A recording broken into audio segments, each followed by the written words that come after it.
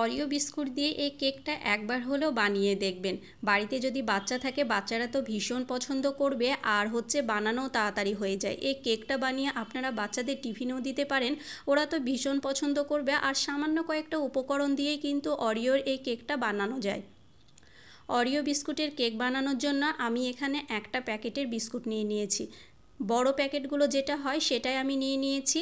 আপনারা আপনাদের পরিমাণ বুঝে নিয়ে নেবেন। আপনাদের যদি বাড়িতে বেশি মানুষ থাকে কিংবা বেশি বাচ্চা থাকে তাহলে কিন্তু দুটোও নিতে পারেন। আমার একটা প্যাকেটেই হয়ে গিয়েছে। এবার যে সাদা ক্রিমটা আছে সেটা কিন্তু আমি আলাদা করে নেব। ভেতরের সাদা অংশটা আমি ফেলে দেব না, এটাও আমার পরবর্তীতে কাজে লাগবে। এটাকে আমি আলাদা করে নিচ্ছি। এবার যে বিস্কুটগুলো শুধু নিয়েছি ক্রিম ছাড়া, সেটা আমি ব্লেন্ডারে নিয়ে এটাকে গুঁড়ো করে নেব। আপনারা চাইলে এমনিও শিলনোড়ায় দিয়েও কিন্তু গুঁড়ো করে নিতে পারেন। এবার আমার গার্নিশের জন্য যেসব উপকরণগুলো লাগবে সেগুলো রেডি করে নিচ্ছি। এখানে নিয়ে নিয়েছি একটা ডেইরি মিল্ক চকলেটের প্যাকেট, যে 20 টাকা দামের বড় চকলেটটা হয় সেটাই নিয়েছি, একটু বড়। এবার এটাকে টুকরো টুকরো করে ভেঙে নিচ্ছি। এটাকে টুকরো করে নেওয়ার পর আমি গলিয়ে নেব। যেহেতু কেকটা বানানোর পর আমার একটু গার্নিশের জন্য লাগবে সে কারণে নিচ্ছি। এখানে একটা তড়কা প্যান নিয়ে নিয়েছি, সেটার মধ্যে দিয়ে 2 থেকে 3 টেবিল চামচ লিকুইড দুধ দিয়ে কিন্তু এটা আমি গলিয়ে নেব।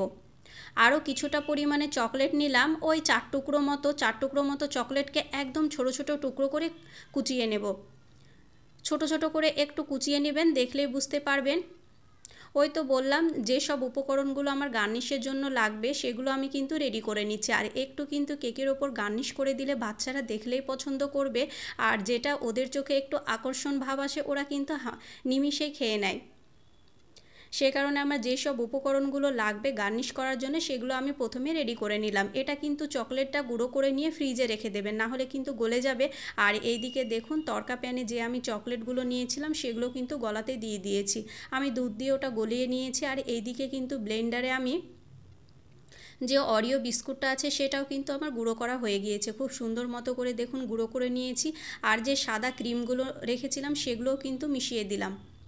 ব্যাস, কোনো উপকরণই বেশি লাগবে না। এখানে আমার প্রায় 2 কাপ মতো দুধ লেগেছিল, মানে 1.5 থেকে 2 কাপ মতো দুধ লেগেছিল। অল্প অল্প লিকুইড দুধ দিয়ে কিন্তু একটা ব্যাটার বানিয়ে নেব। আর দুধটা কিন্তু আগে থেকে আমি জাল দিয়ে ঘন করে নিয়ে ঠান্ডা করে নিয়েছি। দুধটা খুব সুন্দর মতো জাল দিয়ে ঘন করে নিয়ে ঠান্ডা করে নেওয়ার পর কিন্তু এই কেকের মধ্যে মানে বিস্কুটের মধ্যে মেশাবেন। মাত্র 2টো উপকরণ দিয়ে কিন্তু এই কেকটা বানানো হয়ে যায়। অল্প অল্প দুধ দিয়ে খুব সুন্দর মতো করে কিন্তু মিশিয়ে নিতে হবে। দেখুন খুব ভালো মতো করে কিন্তু আমার মেশানো হয়ে গিয়েছে। এবার আমি দিয়ে দেব একটা ইনোর প্যাকেট। আপনাদের কাছে হাতের কাছে যদি ইনো না থাকে, বেকিং পাউডার থাকলে বেকিং পাউডারও দিতে পারেন।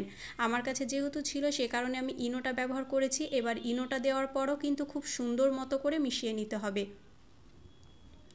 দেখুন আমার কিন্তু খুব ভালো মতো মেশানো হয়ে গিয়েছে। আর আমি এরকম একটা কেক মোল্ড নিয়ে নিয়েছি। যেহেতু আমার কাছে ছোট কেক মোল্ড ছিল না সে কারণে আমি এটাই নিয়েছি। তবে ছোট থাকলে হয়তো দেখতে ভালো লাগতো, যেহেতু আমি অল্প পরিমাণে বানাচ্ছি।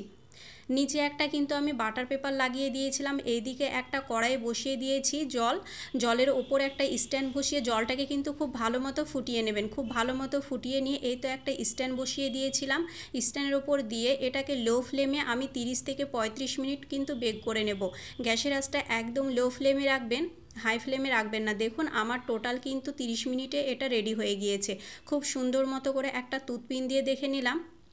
এবার এটা পুরোপুরি ঠান্ডা হয়ে আসবে, তারপর কিন্তু এটাকে ডিমোল্ড করবেন, গরম অবস্থায় করবেন না। আমার পুরোপুরি ঠান্ডা হয়ে এসেছে, তারপর কিন্তু এটাকে আমি ডিমোল্ড করে নিচ্ছি। এই তো খুব সুন্দর মতো করেই কিন্তু খুলে চলে আসবে। আর যে বাটার পেপারটা আমি লাগিয়েছিলাম সেটা দেখুন খুব ভালো মতোই উঠে চলে আসবে। ওই তো বললাম যেহেতু আমি পরিমাণে একদম কম করছি সেই কারণে আমার এই রকম হয়েছে। আপনাদের কাছে কিছু যদি কেক মোল্ড থাকে সেটাতে বসিয়ে নিতে পারেন। এবার যে চকলেটটা আমি গলিয়ে রেখেছিলাম সেটা দিয়ে দিলাম কেকের ওপর। ওই তো গার্নিশের জন্য, আর কিছুই না, কিন্তু খেতেও ভালো লাগবে এভাবে চকলেট দিলে। ওপর দিয়ে চকলেট খুব সুন্দর মতো করে মিশিয়ে দিলাম। আর আপনাদের হাতের কাছে যদি চকলেট বলগুলো থাকে সেগুলোও দিতে পারেন।